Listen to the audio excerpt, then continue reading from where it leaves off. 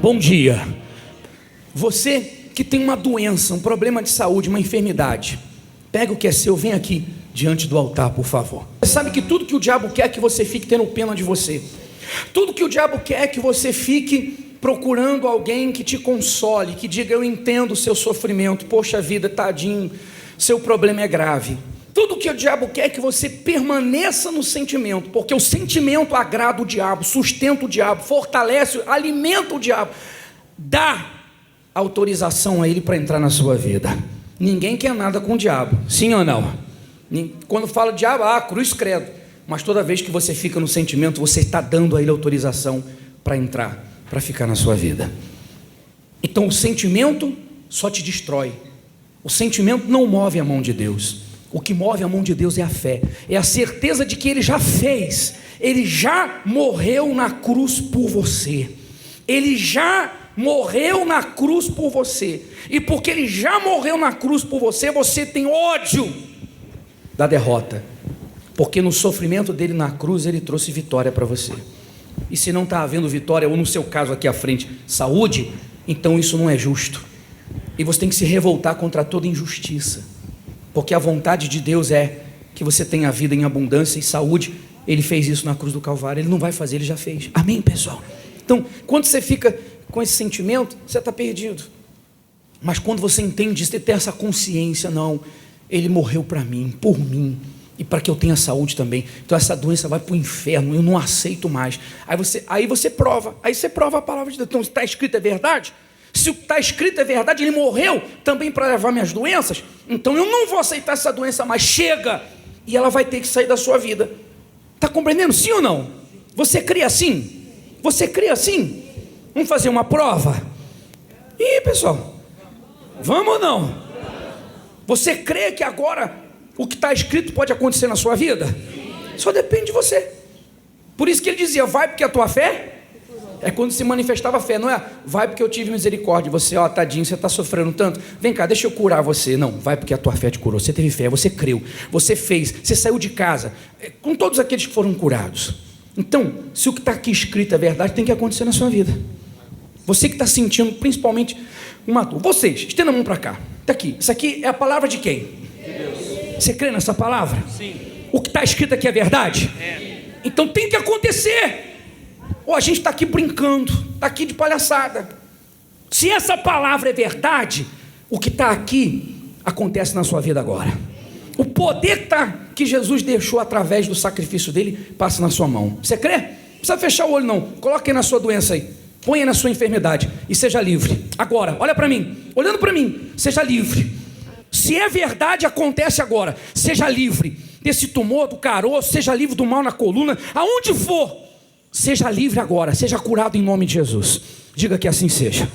Pode mexer agora, pode procurar, pode abaixar, pode fazer. Se tem que acontecer. Se essa palavra é verdade, tem que acontecer. Se é mentira, então a gente vai embora para casa. Amém, pessoal? Faz aí, pode fazer, abaixa, levanta, mexe, aperta. Você está livre em nome de Jesus, porque Ele garantiu isso na cruz do Calvário.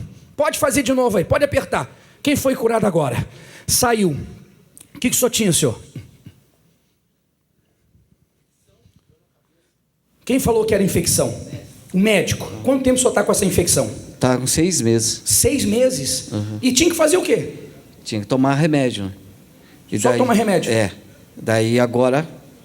6 meses... Eu estava ali que eu não estava aguentando ali.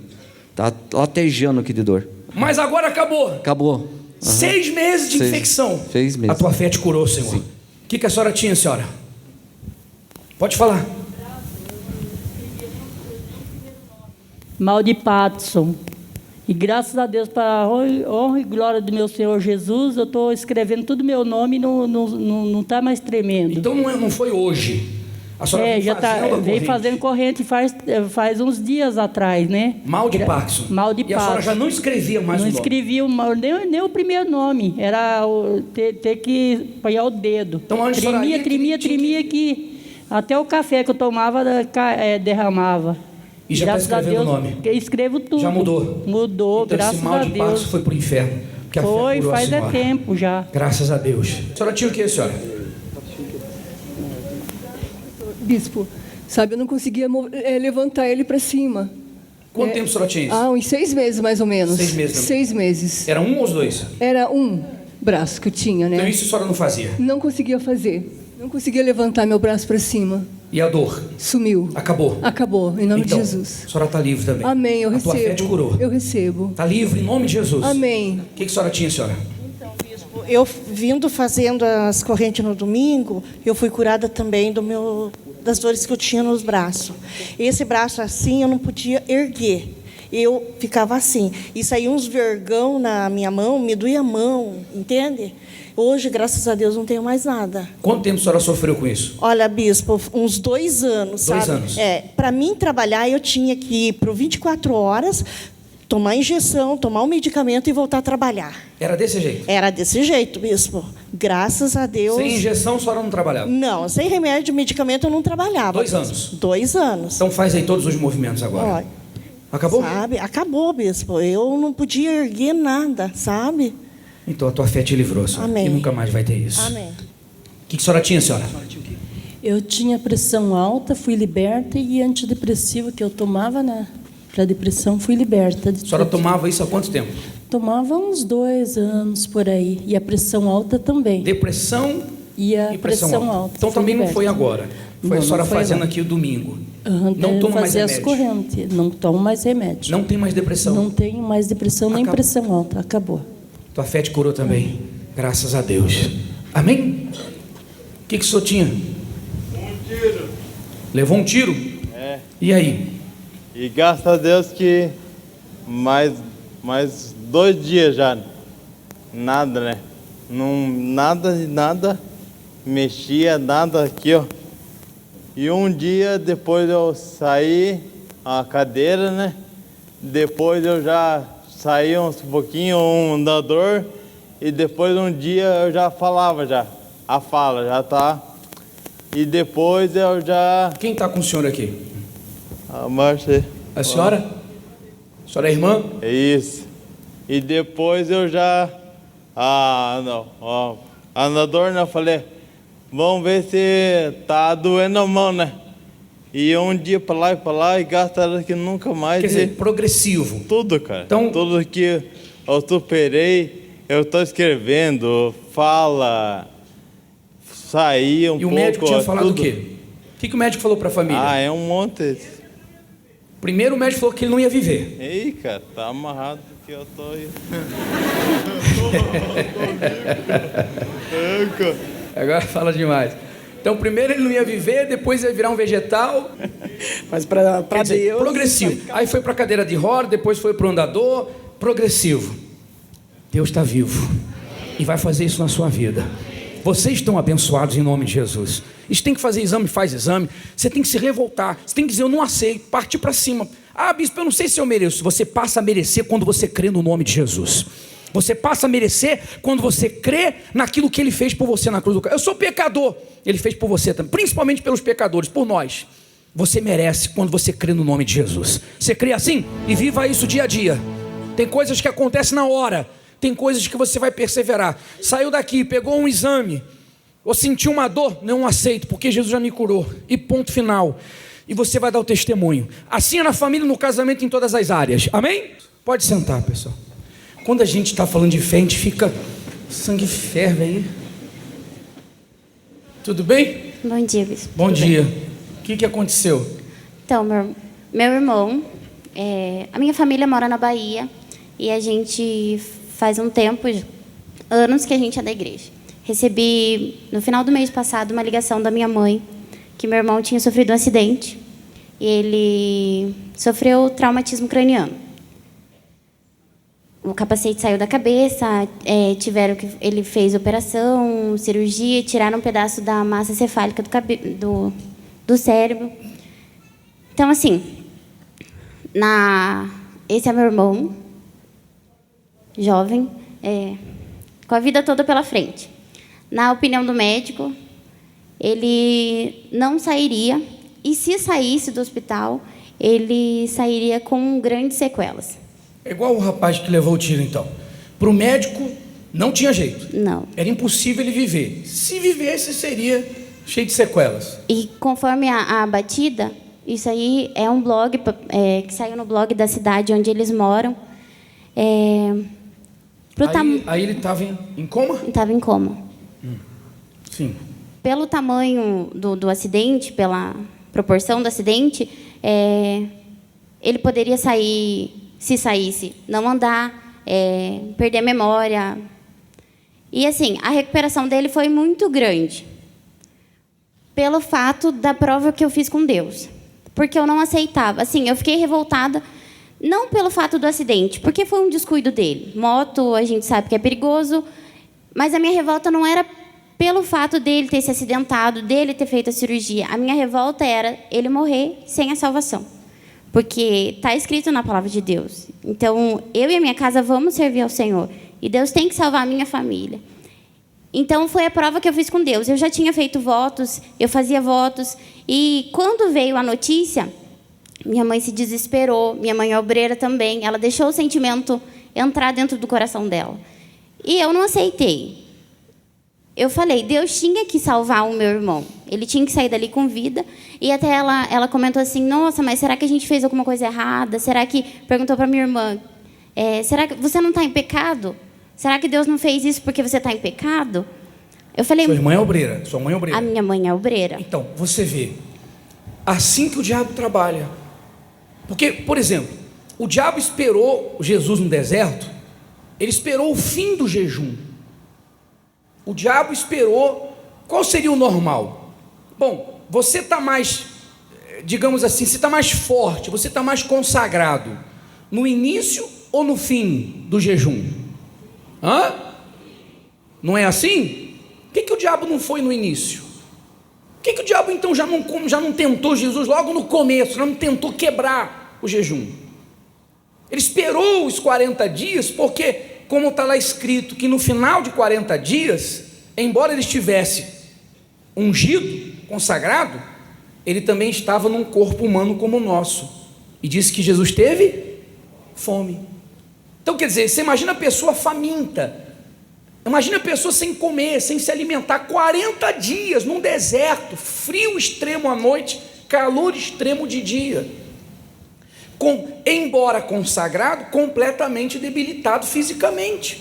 E o diabo sabia que aquela era a oportunidade de pegar Jesus debilitado fisicamente, para que ele não pensasse, não raciocinasse por causa da fome, do desgaste físico, do esgotamento físico, e aceitasse as ideias dele, aceitasse a sugestão dele. Então, se o Senhor Jesus aceitasse a sugestão, a ideia do diabo, ali ele seria vencido.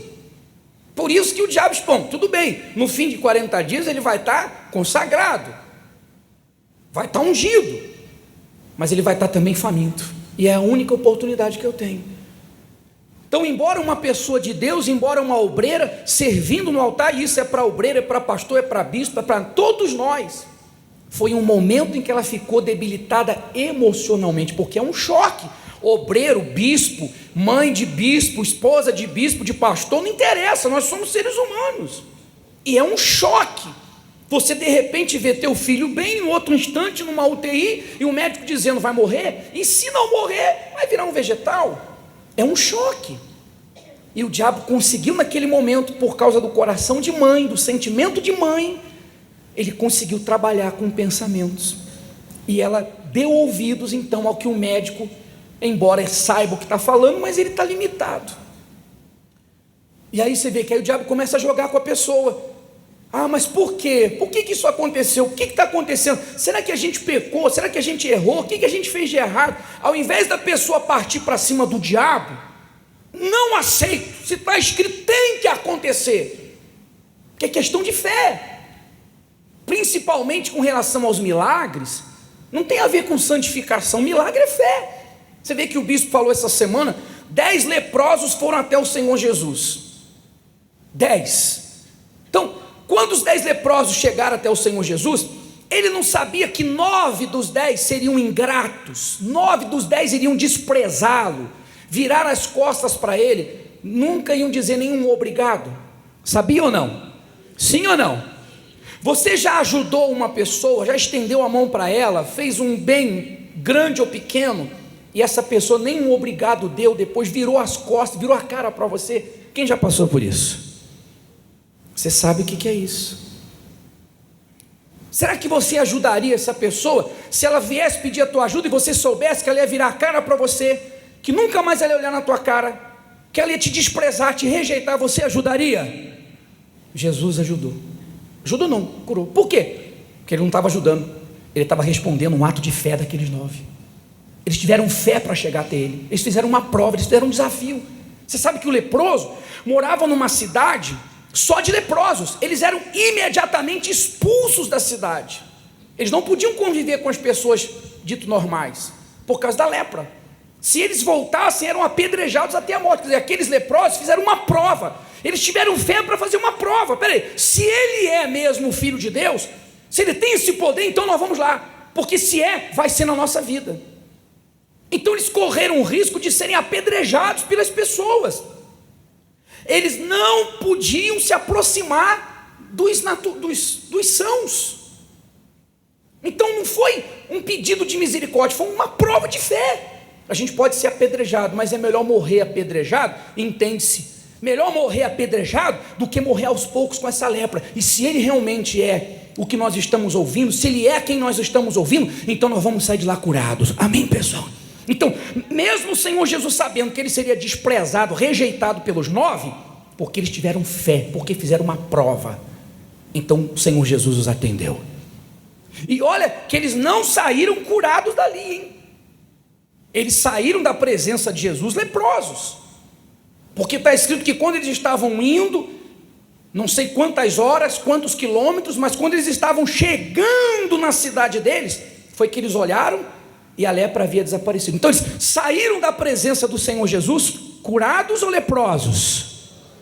Fisicamente, humanamente, aos olhos nus, leprosos, mas dentro deles eles já estavam curados.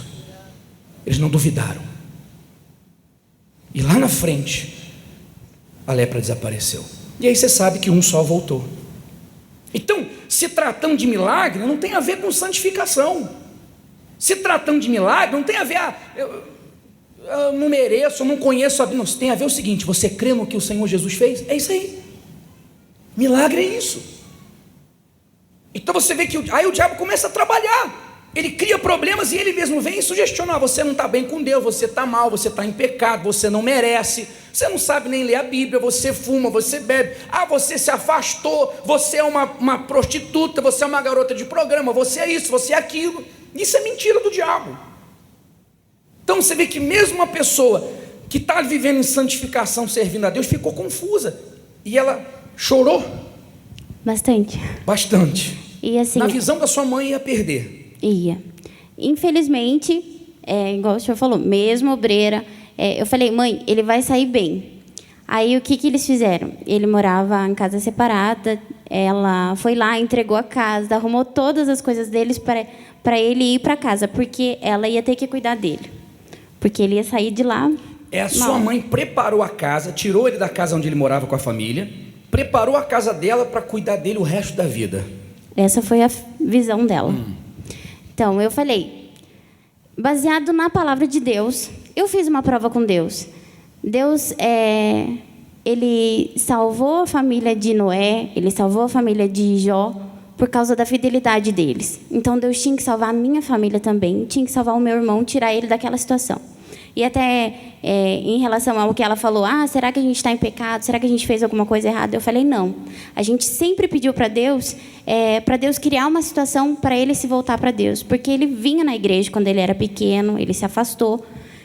Então, ele estava vivendo a vida dele. Deus precisou deixar acontecer para ele se converter. E foi uma oração nossa. Eu falei, meu Deus, o Senhor tem que criar. Porque em casa ele estava vendo, ele viu a mudança, ele viu tudo, mas dentro dele não tinha o despertar para ele se voltar para a igreja. Infelizmente, a gente sabe que tem muita gente que precisa acontecer o pior para reconhecer que precisa de Jesus. A maioria. A maioria. E com ele foi da mesma forma. Então, eu falava, meu Deus, o Senhor tem que criar uma situação. De alguma forma, ele tem que ver que ele depende do Senhor. E foi uma situação bem forte. Então, assim, Deus foi agindo, bispo. A minha mãe me ligou no dia 29 de abril. Isso foi num domingo que foi a... Não, foi no domingo o acidente. Na terça-feira ele passou pela cirurgia. Depois da cirurgia, ele já tentou reagir. O médico colocou ele em coma induzido para ele não se mexer, para não dar inflamação. Aí, foi na quinta-feira, ele já acordou. Então, assim, a hora que minha mãe chegou, a médica falou bem assim, ó, Carlos, chegou visita para você. Você sabe quem é?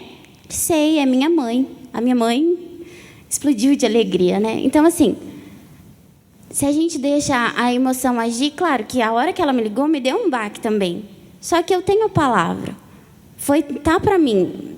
A gente, fazendo o que é certo ou não, vamos dizer assim, tá ali. É só a gente crer. Então, eu criei. Deus tinha que salvar. E a recuperação dele, assim, foi gradativamente muito rápido, bispo. Porque na outra semana ele já estava em casa, ele já está trabalhando. E hoje é dia 25 de maio. Foi abril agora? Foi abril agora. Dia 29. Em abril agora ele estava ali na UTI. Sim, senhor. Agora ele já está trabalhando. Já está trabalhando, porque ele não consegue ficar em casa. Você recebeu a mesma notícia, o mesmo baque, mas a reação foi diferente. Foi de revolta. Sim. Partiu para a prova com Deus. Era uma prova com Deus. Eu já tinha feito votos por ele. Deus tinha que responder. E Deus respondeu. E aí? E ele agora? Se voltou para Jesus. Ele até... Foi bastante gente pedindo oração por ele no Face e tal.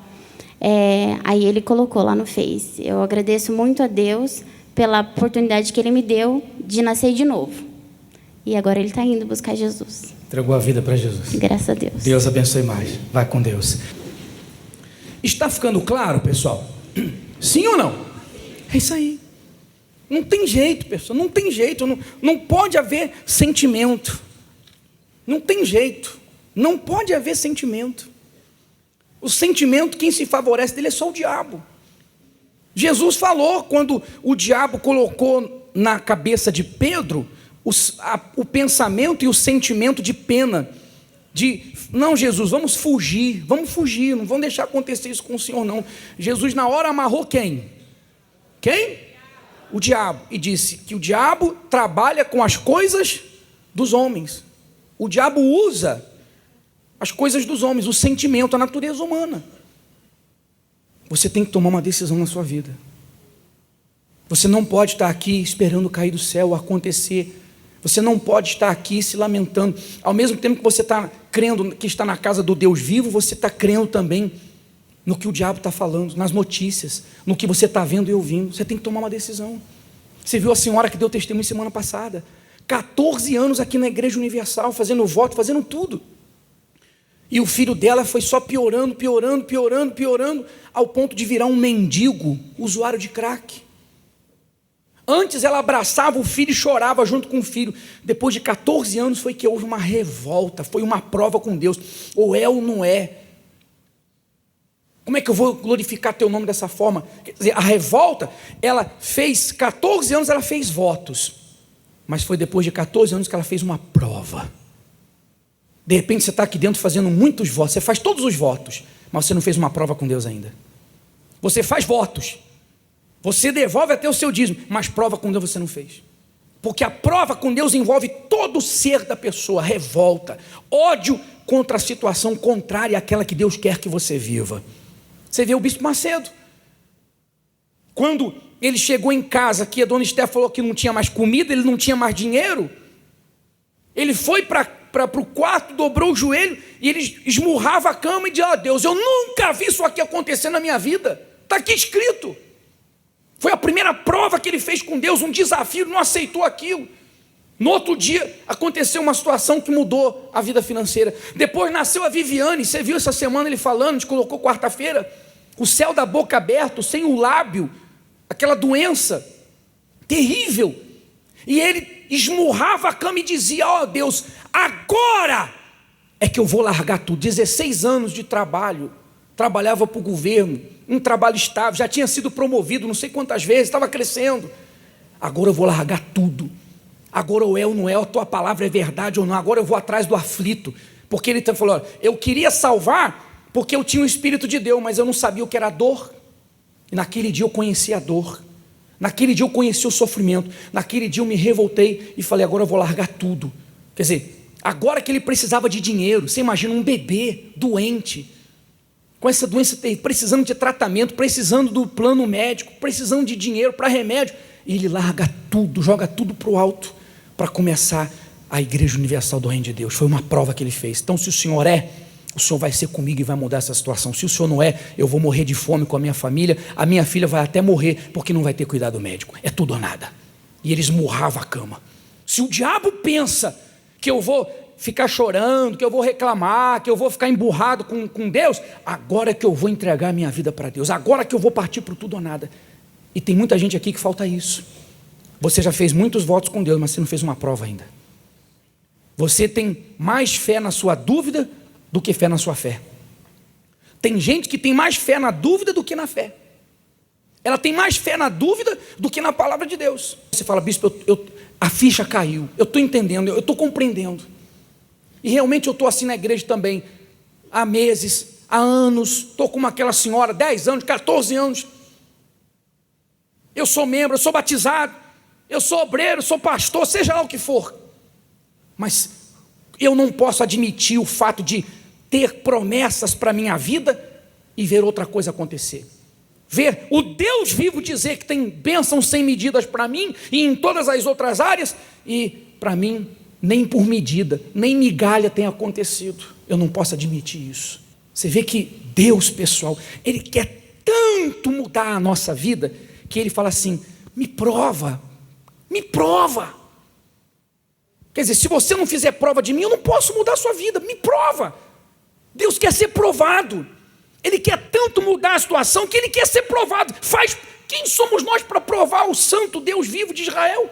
Mas Ele quer ser provado. Me põe à prova. Mas para eu colocar Deus à prova, eu tenho que provar a minha fé também. Não é impossível provar a Deus se não provar a mim mesmo. Porque para provar a Deus eu tenho que provar a minha fé. Eu não posso duvidar da fé. Eu não posso ter mais fé na dúvida. Eu tenho que ter mais fé na palavra de Deus. Feche os seus olhos, por favor. Meu Deus e meu Pai, que nas horas difíceis, nas horas de luta, essa pessoa que tem sido fiel a Ti, meu Pai, crido na Tua palavra, ela venha ser lembrada pelo Teu Espírito da promessa que saiu da Tua boca. A promessa que saiu da boca não de um homem, a promessa que saiu da boca daquele que tem caráter. Acima de poder, tem caráter. E honra com tudo que diz. Honra com a palavra que saiu da boca. Para que ela imediatamente, por maior que seja a dor, o sentimento que vem, porque nós não somos de ferro, somos de carne e osso, e tem coisas que trazem dor, e às vezes uma dor profunda, mas que seja essa, justamente nessa hora, que ela venha se lembrar da palavra daquele que tem honra, que tem caráter, que está presente, que não falha, para rejeitar imediatamente o sentimento, a dúvida, o medo, o que se vê, o que se ouve, o que se sente, as notícias, ficar com a Tua palavra e ver então a Tua promessa se cumprir na vida dela, e que realmente o que está escrito aconteça no nome do Senhor Jesus. E o que crê, diga que assim seja. Amém. Pode sentar, por favor.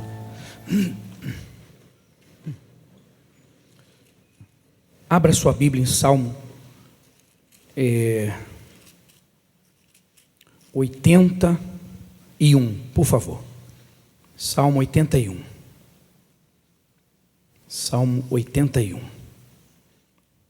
Posso estar no deserto. Posso estar no deserto ou passando no vale, mesmo assim estou certo, Deus me guiará. Não importa o que eu vejo, não importa o que eu passe, minha fé está firmada. em quem não falhará jamais. Posso estar no deserto ou passando no vale, mesmo assim estou certo, Deus me guiará. Não importa o que eu vejo, não importa o que eu passe, minha fé está firmada em quem não falhará, em quem não falhará jamais. Agora, todos nós, Deus quer que todos nós sejamos separados para Ele, para vivermos para Ele. Deus não quer que a pessoa venha à igreja só para usar da fé e usá-lo, como aqueles 9 leprosos, e fazer prova, e crer na promessa de Deus, e porque Deus tem palavra, Ele honra com a palavra dEle, tem caráter. Então, se a pessoa vai ficar na igreja ou não, ela creu naquela promessa, ela creu naquela palavra, então Ele vai fazer ela colher o que ela está plantando, porque Ele tem honra, Ele tem palavra, Ele falou. E por que Deus então já não estipulou que só os separados, os santos, é que iriam receber os milagres? Para amanhã ninguém dizer: ah, eu não sabia que Deus existia, eu não sabia que Deus era vivo. Ninguém vai poder dizer isso, porque por maior pecador que seja a pessoa, quando ela chega na igreja, ela é atendida. Deus mostra, Deus prova, está aqui, ó, eu existo, eu não sou um pedaço de papel, eu não sou um conto de fadas, eu sou real. Você creu em mim e eu respondi você, eu sou vivo, me dá a tua vida. Amém, pessoal? Está compreendendo? Sim ou não?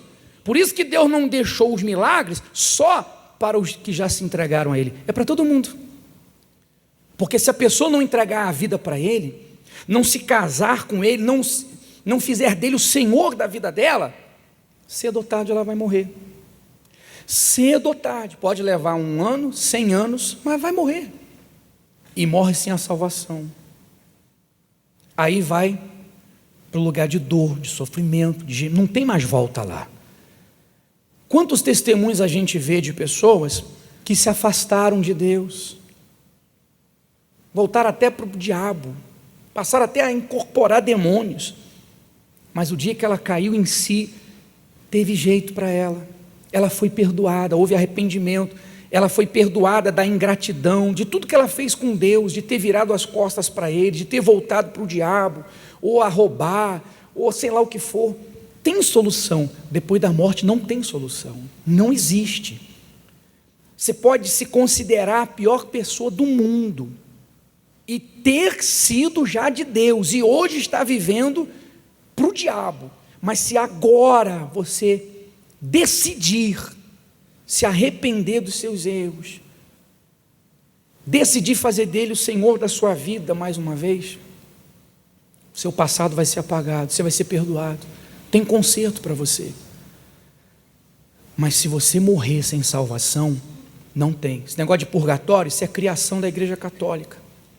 Eu desafio qualquer um pegar a Bíblia e trazer. Onde é que está escrito sobre purgatório? Não existe purgatório na Bíblia. Então, não existe purgatório. Não existe negócio de você, depois de morrer, se arrepender, querer pedir perdão, pagar os seus pecados. Não tem isso, não existe. E o Senhor Jesus foi categórico, foi enfático, quando Ele falou do rico, que não por ser rico, mas ele era arrogante, ele era prepotente, ele sabia que o mendigo estava na porta da casa dele, ele não dava nem a comida que caía da mesa ele dava para o mendigo, enfim. E aí o Senhor Jesus mostra o rico morrendo, indo para onde? Para onde? E lá no inferno ele clamava, suplicava, em agonia profunda. Agonia profunda. Ah, pelo amor de Deus, Abraão, pede para o que era mendigo colocar o dedo na água e pingar uma gotinha de água aqui, porque eu não estou mais aguentando esse tormento. Fala assim: meu filho, quem está aí não pode passar para cá, quem está aqui não pode ir aí. Não, Quem está aí não pode. Ele falou assim: olha, seus pecados são muitos. Você vai levar 1000 anos para pagar os seus pecados. Você está no purgatório, meu filho. Daqui 1000 anos, seus pecados vão ser pagos ou apagados, aí você vem para cá. Ele falou isso? Nem 1000, nem 10.000, nem 100.000. Quem está aí não pode vir para cá. Acabou, está selado. O que você está fazendo da sua vida? É isso que você tem que pensar. Porque se você está aqui só por causa de milagres, você tem que pensar que a tua vida não acaba daqui 10, 20, 30, 40, 50, 100 anos. O que acaba é o corpo. O nosso corpo tem um prazo de validade, a alma não. O nosso corpo vai morrer, vai envelhecer. Está envelhecendo dia após dia. A alma não. Você está lutando só para ter benefícios para o corpo? Uma boa casa, um bom carro, marido, esposa, família, casamento, filho. Mas e depois? Quando o teu corpo morrer, e aí você passar para a vida eterna? Ou para a eternidade? Vida eterna ou morte eterna? Sofrimento eterno. Então o que você está fazendo aqui? Você tem que pensar nisso. Como vai ser o seu futuro? Bispo, como é que eu posso definir isso? Simples. É o que eu falei do milagre. Nós falamos esses dias, por exemplo, Naamã. Você vê que Naamã, que o bispo também falou na rádio, era um idólatra. Mas quando ele chegou lá e teve fé, ele creu no que o profeta falou, embora de início houve resistência, mas ele creu, ele foi curado da lepra. Mesmo sendo o quê? Mesmo adorando deuses. Mesmo adorando o diabo. Ele foi curado. Aí ele usou a inteligência. Opa, peraí. Existe um Deus verdadeiro. Existe um Deus vivo. Eu passei a minha vida toda procurando a cura para a lepra. Eu fiz todos os tratamentos, eu busquei todos os deuses, eu fiz tudo. E aqui em Israel, esse Deus de Israel me curou. Não, esse Deus é verdadeiro, esse é vivo.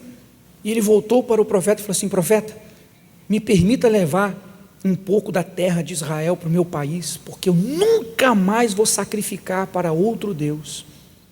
O Deus de Israel vai ser o meu Deus a partir de agora. Quer dizer, ele entregou a vida dele para Deus. Agora eu quero servi-lo, eu quero viver para ele, eu quero que ele seja o meu Deus, o meu Senhor. Ele podia virar as costas e ir embora. Já fui curado, não tenho mais lepra, sou rico, sou importante, sou um herói. No meu país eu sou respeitado, admirado, obedecido. Vou embora para casa. Não. Ali ele se rendeu a Deus. Está sendo claro, pessoal? Porque Deus, ele quer casamento.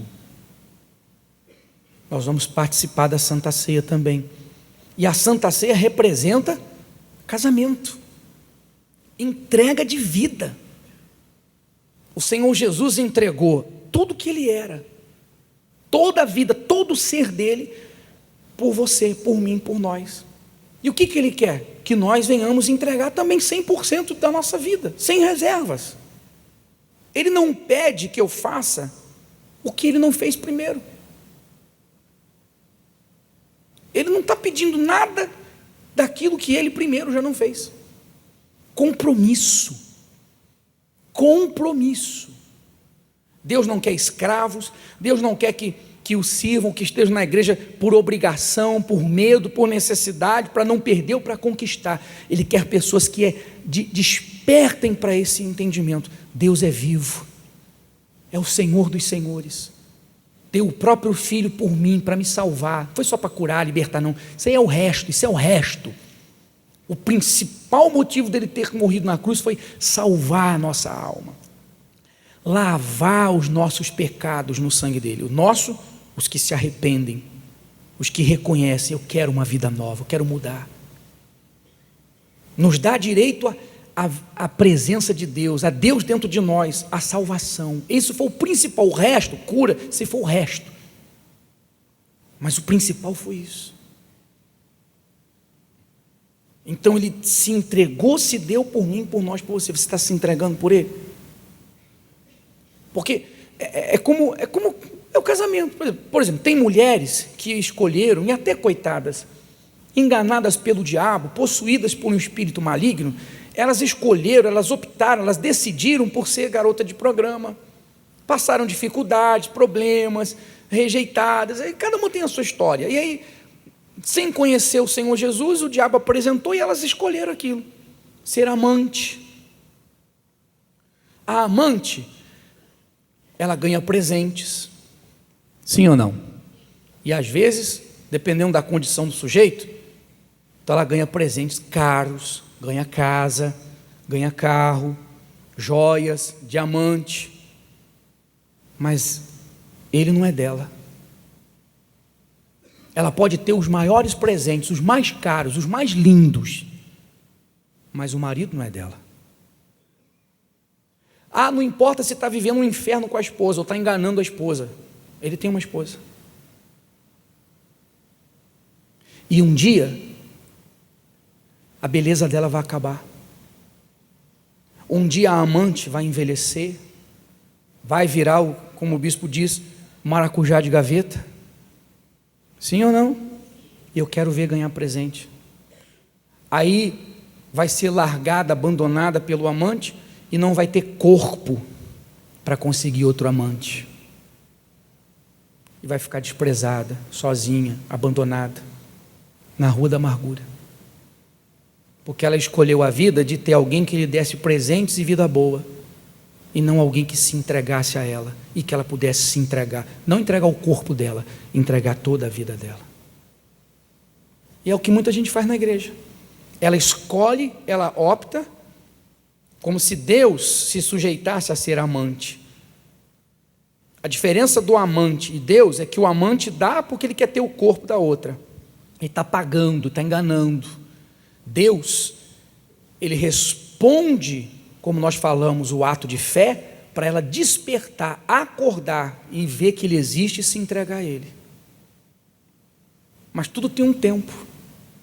Você vê que ele diz, buscai enquanto se pode achar. Lá em Apocalipse, para uma determinada igreja, ele fala, dei-lhe tempo. Dei o quê? Para que se arrependesse. Então tem um tempo, o tempo termina. Judas, a Bíblia não diz quando ele começou, se não me falha a memória, João 12, mostra que Judas ele roubava da oferta. Jesus colocou Judas como tesoureiro. Jesus pedia a oferta. Ele que nos ensinou. Então, Judas é que cuidava da oferta, ele era o tesoureiro. É ele que administrava no sustento dos apóstolos, dos discípulos, os que viviam com Jesus. E ele começou a roubar da oferta. Não se sabe se quando, mas ele começou a roubar. Jesus foi enganado por Judas? Hein, pessoal? Você acha que Judas roubava e Jesus não sabia?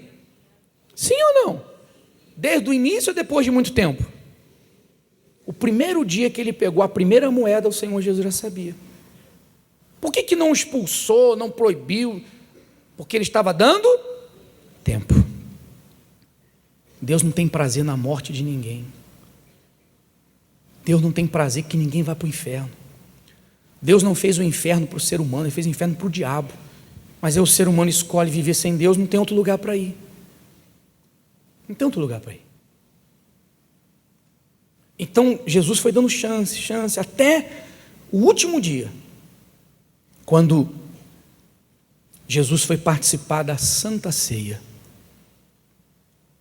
A Santa Ceia que representa, eu dou a minha vida para você, você dá a sua vida para mim. Eu me caso com você, você se casa para mim. Eu me entrego a você, você se entrega a mim. Eu vivo para você, você vive para mim. É um casamento. O casamento que não é assim dá certo? Acaba. É igual o casamento com Deus também. Tem gente que fez isso para receber o Espírito Santo, mas depois que ela recebeu o Espírito Santo, se batizou nas águas, entregou a vida para o Senhor Jesus, o tempo passou, aí ela passou a ter vida boa, a corda não estava mais no pescoço apertando, não tinha mais dívida, não tinha mais problema, e ela foi relaxando na vida com Deus, fazendo concessão ao pecado, se acomodando, se tornando religiosa, e ela foi apagando o Espírito Santo, quebrou o casamento. ela se separou de Deus, tirou Deus da vida dela. Então eu tenho que manter dia após dia, eu tenho que sustentar, alimentar esse casamento, obedecendo a Ele, servindo, querendo e fazendo a vontade dEle prevalecer na minha vida, desejando pelo que Ele é, pelo que Ele já fez na cruz, não pelo que Ele tem para me dar. Então, naquela Santa Ceia foi a última chance de Judas, a última oportunidade.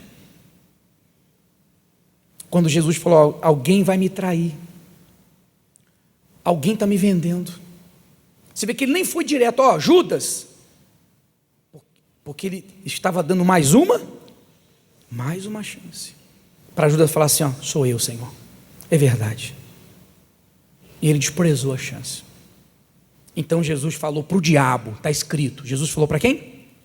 Vai e faz o que tem que fazer. Quer dizer, há quanto tempo o diabo estava querendo tomar a alma de Judas para ele? Jesus não estava deixando, não estava permitindo, porque estava dando tempo para que ele se arrependesse. O diabo estava ali querendo, mas Jesus não deixava. Naquela noite, o que eu posso fazer? Acabou o tempo. Ele desprezou todas as chances. Então, diabo, faz o que tem que fazer. Aí o diabo tomou a vida dele. Aí você já sabe o resto da história. Aí depois teve remorso, não arrependimento, se matou, se enforcou, está lá no inferno hoje e nunca mais vai sair de lá. Buscar enquanto se pode achar. Ah, eu sou novo. Você não sabe quando é que termina o seu tempo? E só de você dizer, já sou novo, você já está desprezando a Deus. Ah, eu vou dar o resto para Deus. Quando eu ficar velho, quando eu não servir para mais nada, aí eu dou o resto para Deus. Ninguém aceita o resto. Deus aceita a sua vida como está. Podre, suja, em frangalhos, em depressão, doente, desprezado. Do jeito que está, Ele aceita. Mas o resto, por livre e espontânea vontade, você tomar. Às vezes a pessoa fala, não, bispo, eu cheguei, eu estou aqui já, eu estou com 80 anos, então Deus não vai me aceitar? Não, você chegou agora. Mas quando a pessoa tem consciência e ela decide, vou dar o resto para Deus, aí não tem jeito. Aí não dá. Mas se você está aqui dentro hoje, você ainda tem chance. Bispo, faz muitos anos que eu venho brincando, que eu venho querendo fazer de Deus um amante, que eu só faço uso de fé, eu só faço corrente, só faço propósito, eu ainda não entreguei, não me batizei nas águas, eu não fiz dele o meu Senhor, eu ainda vivo no pecado, tenho mágoa, não interessa o que seja, mas eu quero, hoje eu quero. Mas bispo, o senhor está falando de tempo, faz muitos anos, mas se você ainda está aqui dentro, Deus trouxe você aqui. Ninguém vem se Deus não trouxer, não permitir. Ele ainda quer salvar a sua alma. Agora mesmo, você pode fazer nessa Santa Ceia um casamento com Deus, se entregar realmente para Ele, se render, pertencer a Ele e fazer Ele pertencer a você. Amém, pessoal? Fique de pé, por favor. A minha alma estava longe do caminho de Deus. A minha alma estava longe do caminho de Deus.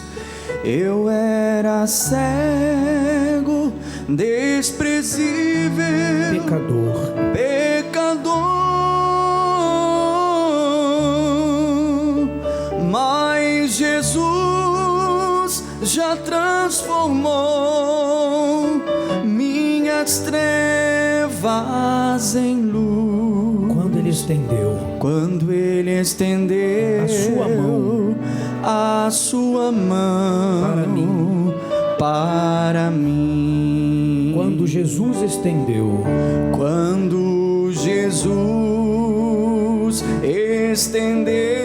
a sua mão,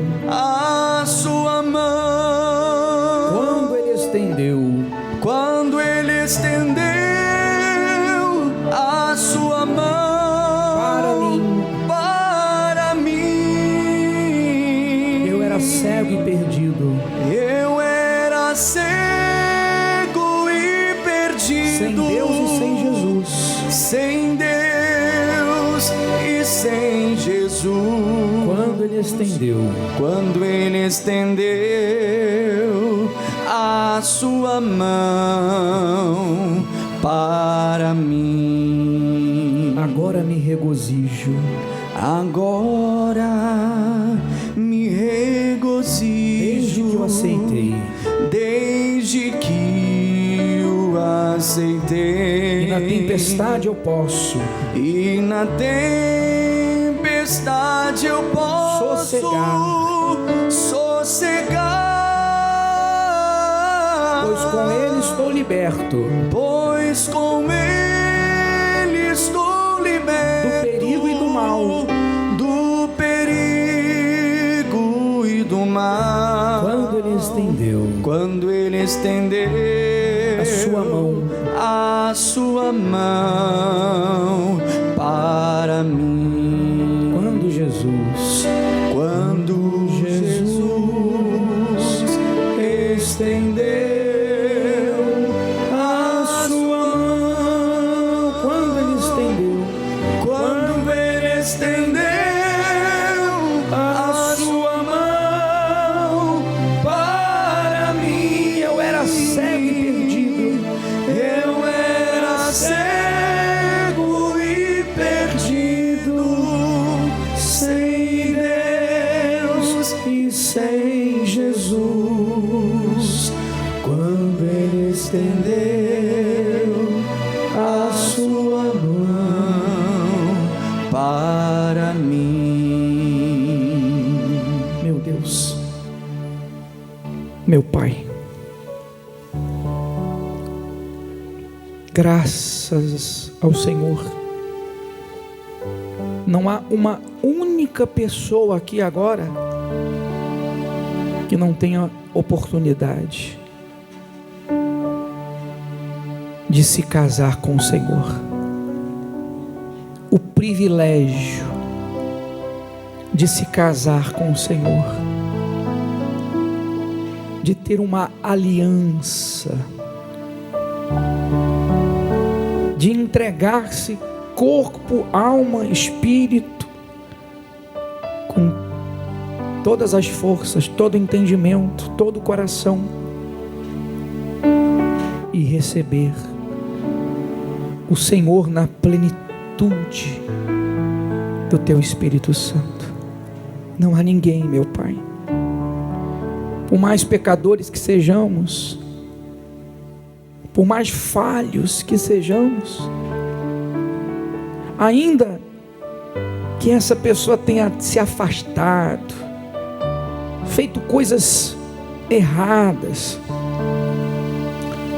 ainda que ela tenha voltado ou feito coisas piores que nunca havia feito antes, mas agora, meu Deus, agora nesse momento, ela está sendo chamada, convidada pelo Senhor para mudar verdadeiramente de vida,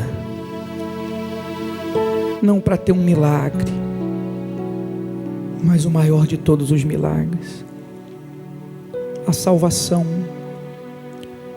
Pequena como é ou como somos, receber dentro de si a presença do glorioso Deus de Israel. Ah, meu Senhor, então vem agora neste momento, meu Pai, com o dom do arrependimento, meu Deus. Vem com o dom do arrependimento, para fazer haver salvação nesta manhã, meu Deus. Porque de que adianta nós mostrarmos milagres extraordinários? O Senhor disse que até os falsos profetas fazem e farão milagres, sinais, prodígios, até maravilhas. Então, enquanto a gente só vê maravilhas, sinais e prodígios no nosso meio, nós somos exatamente iguais aos falsos profetas. Não tem diferença. Mas quando vem o Teu Espírito Santo, meu Pai, que muda o nosso ser, que transforma o nosso interior, que nos faz deixar de sermos criaturas para sermos filhos. Vem o Teu Espírito Santo para viver dentro de nós. Ah, meu Senhor,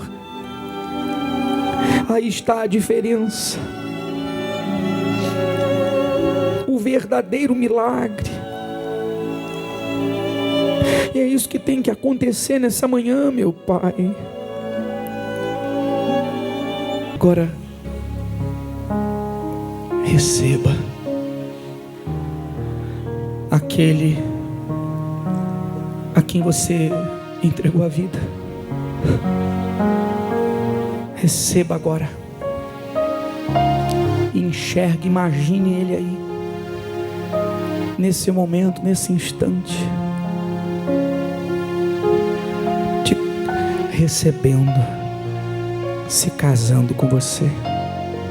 Receba a vida, aleluia. Receba a vida, receba o Espírito dele, seja levantado, fortalecido, renovado, porque ele está aí contigo agora. Não há mais passado, não há pecado, só a presença desse Deus. Seja moldado o teu ser, a tua mente. Receba a paz com Deus, a vida que vem com o Espírito dele. Oh, meu Pai, sopra forte e enche, transforma completamente, meu Pai, porque toda a nossa vida, o que somos, o que temos, tudo de fato entregamos a Ti hoje, agora, para sempre. E o que crê, diga que assim seja.